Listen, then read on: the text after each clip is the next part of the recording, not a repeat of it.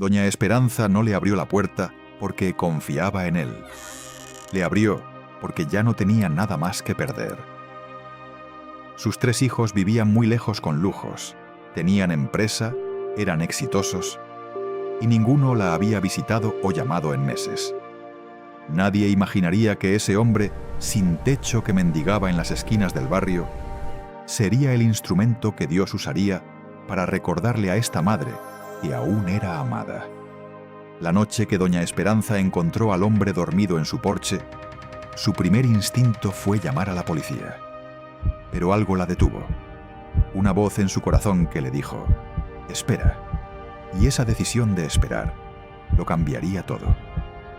Esta es una historia de abandono, de fe y de cómo Dios a veces nos manda ayuda desde donde menos lo esperamos. Antes de seguir, si esta historia te llega al alma, considera acompañarnos en este canal. Ahora sí, volvamos con Doña Esperanza. Para entender esta historia, debemos conocer a Doña Esperanza como era.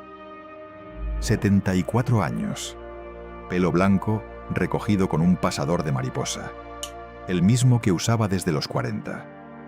Sus manos, pequeñas y rápidas durante décadas, cocinaron tamales, cosieron uniformes escolares y se levantaron antes que el sol para que sus hijos no llegaran tarde a la escuela.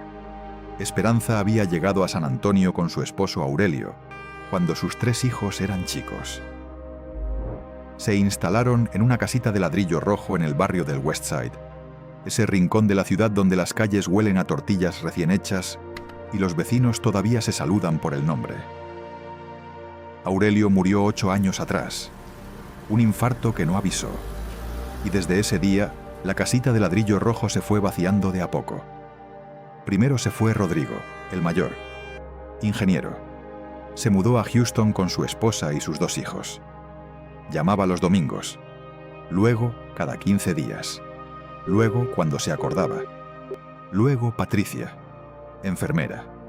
Vive en Dallas con su pareja, visita en Navidad cuando no tiene guardia. Y por último, Héctor, el pequeño, el consentido, el que nunca pudo quedarse quieto. Hoy vende propiedades en Austin y maneja un Tahoe plateado que doña Esperanza vio una sola vez, el día que él se lo mostró por videollamada. Los 3 llegaron lejos, los 3 triunfaron y se fueron. Doña Esperanza tenía una rutina de hierro. Se levantaba siempre a las 6, calentaba leche, prendía la tele en la novela de las mañanas aunque no la viera. Cocinaba para 2 personas, aunque comiera sola. A veces guardaba el segundo plato en el refrigerador por si alguien llegaba. Pero la verdad es que nadie llegaba. Fue un martes de octubre cuando escuchó el ruido en el porche. Eran casi las 9 de la noche. Doña Esperanza apagó la televisión y se quedó quieta. Volvió el sonido, como alguien moviéndose, acomodándose. Caminó despacio hasta la puerta. Miró por la pequeña ventana de vidrio opaco. Había un hombre, también anciano, sentado en el escalón de su porche, cabizbajo, espalda doblada. Con la ropa maltrecha, bastante delgado su aspecto, en realidad era muy descuidado. Doña Esperanza agarró con su mano la puerta y la aseguró. Pero luego hizo algo que ni ella misma entendió en ese momento. Abrió la puerta. El hombre levantó la mirada asustado. Tenía unos 60 años, quizás menos, pero la calle envejece rápido. «Discúlpeme, señora», dijo con voz ronca. «Solo necesitaba sentarme un momento. Ya me voy». Doña Esperanza lo miró nuevamente y le preguntó: «¿Comió?». El hombre parpadeó. No esperaba esa pregunta. «No se preocupe», respondió. Doña Esperanza entendió y abrió más la puerta. «Pase. Tengo frijoles y arroz del mediodía. No es mucho, pero está caliente». El hombre dudó. Se llamaba Fermín, 62 años. Había sido chofer de camión de carga por 20 años hasta que su vida se llenó de pruebas. Perdió su trabajo y luego lo demás. Su esposa lo dejó. Sus hijos se distanciaron y la calle se hizo cargo de lo demás. Esa noche, Fermín comió con doña Esperanza. En silencio los dos al principio. Luego ella preguntó de dónde era. Él dijo que de Monterrey. Ella dijo que Aurelio también era de Monterrey. Y de ahí en adelante hablaron sin parar hasta las 11 de la noche. Cuando Fermín se levantó para irse, doña Esperanza lo detuvo. «Hace frío esta noche. El cuarto del fondo está vacío. Tiene colchón y cobija. Mañana se va si quiere, pero esta noche no lo voy a dejar en la calle». Fermín agradeció y preguntó: «¿Está segura, señora?». Doña Esperanza se encogió de hombros. «Sé lo que es ser ignorado, cuando más necesitas que te vean. Y mamá decía que al extraño que llega con hambre, Dios lo manda». Fermín no se fue al día siguiente. Antes de salir, miró el estado de la casa. Una viga podrida en el porche, la llave del baño goteando, el jardín donde alguna vez hubo rosas convertido en maleza. «¿Tiene martillo?», preguntó. Esa mañana arregló la viga. Por la tarde salió al barrio a buscar algo con qué contribuir. Volvió al caer la noche con pan y leche, lo puso sobre la mesa y dijo simplemente: «No es mucho, pero sirve para completar».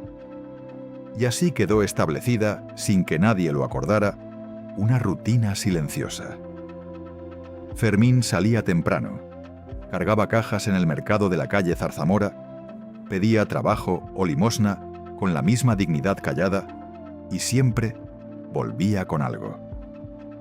El plato extra ya no quedaba guardado en el refrigerador, pero en pueblo chico, infierno grande.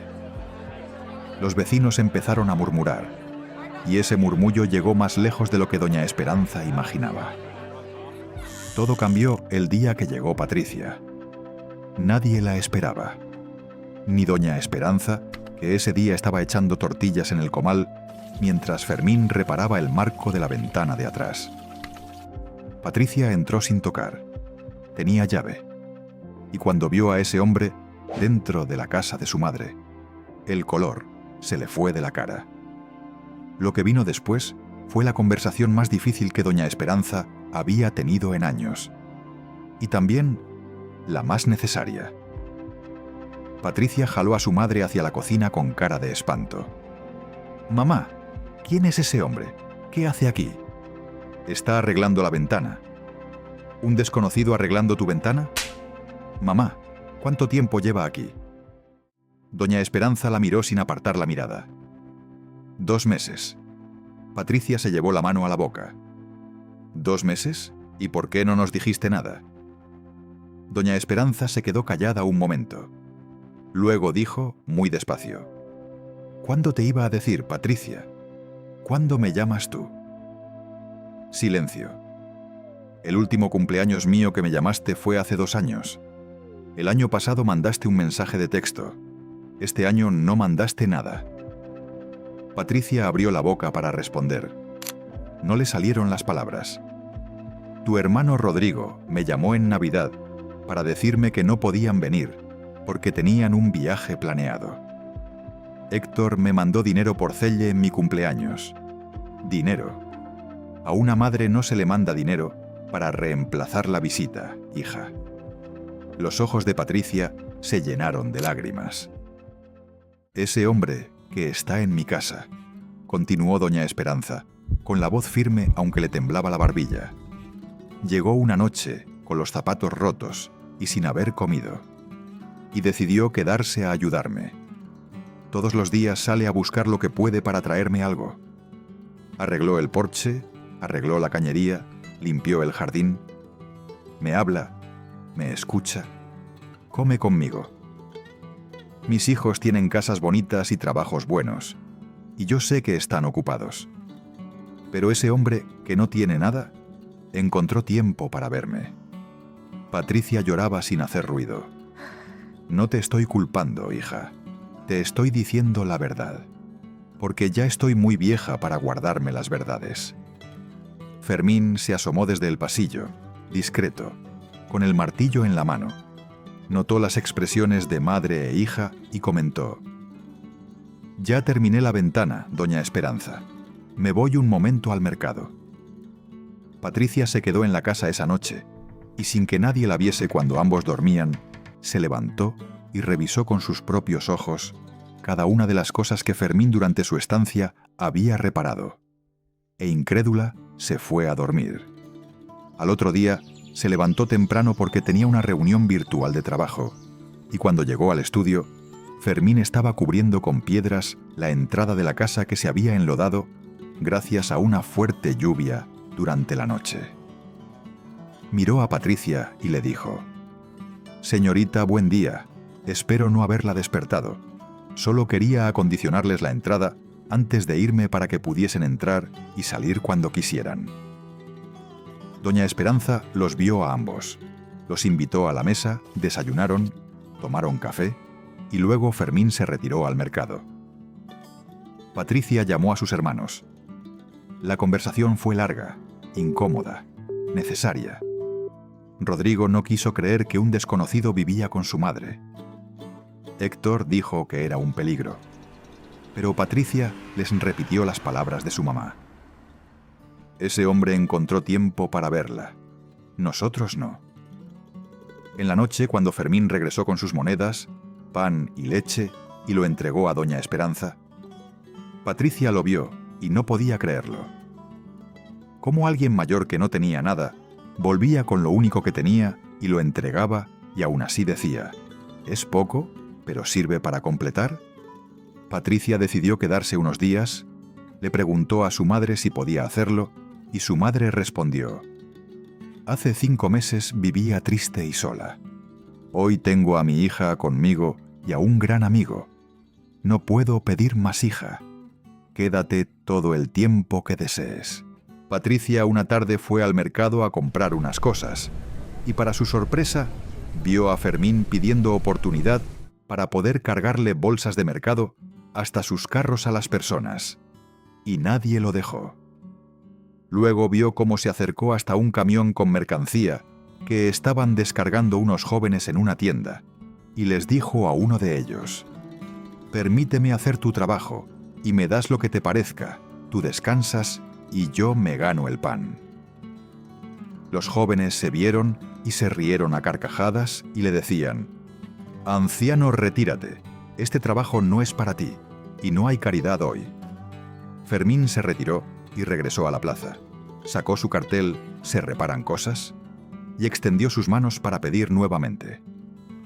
Patricia solo miró y se fue a hacer sus compras.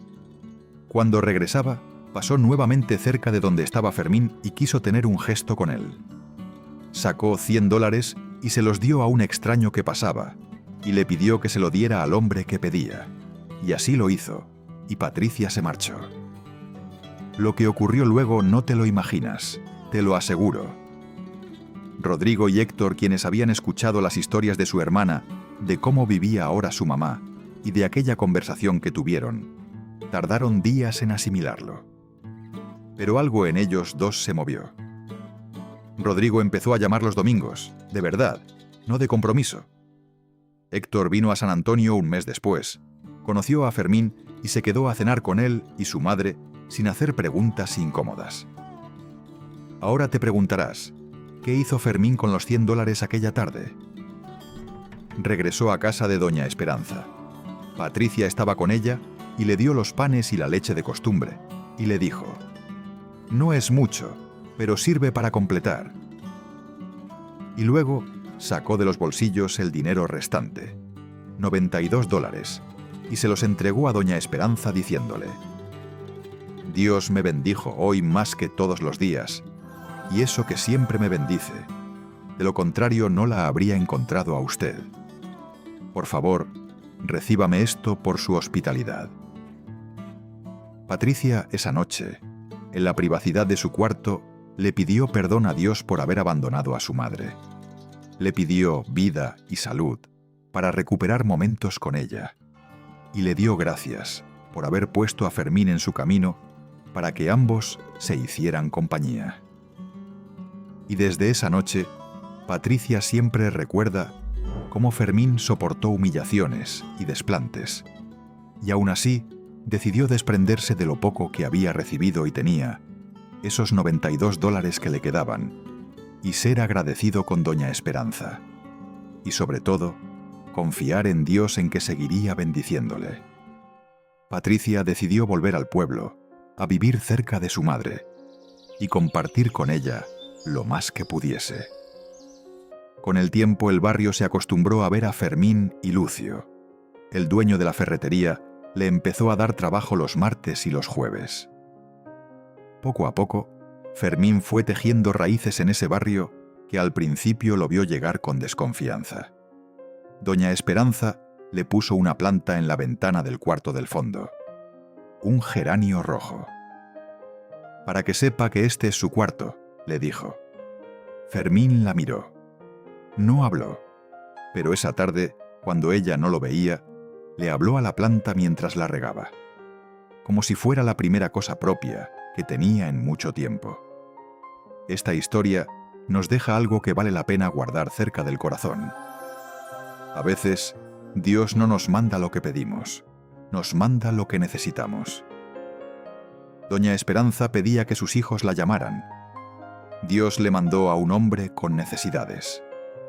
El abandono de los que amamos duele diferente a cualquier otro dolor, porque uno no puede dejar de quererlos, aunque duelan. Pero eso no significa que Dios nos abandona también. Él siempre tiene un instrumento para recordarnos que somos vistos, aunque ese instrumento llegue con los zapatos rotos y sin haber comido. Y a los hijos que están escuchando esta historia, llamen a su mamá. No mañana, hoy. No porque esté enferma, no porque sea obligación, sino porque ella guarda un plato extra en el refrigerador por si alguien llega. Y ese alguien debería ser ustedes. Escríbenos en los comentarios. ¿Conoces a una mamá o abuela que merece escuchar esta historia? Menciónala, dedícasela. Y si esta historia te tocó el corazón, compártela. Nunca sabes quién la necesita hoy. Suscríbete a Relatos Vitales para más historias que nos recuerdan lo que realmente importa. Que Dios los bendiga. Nos vemos en el próximo relato.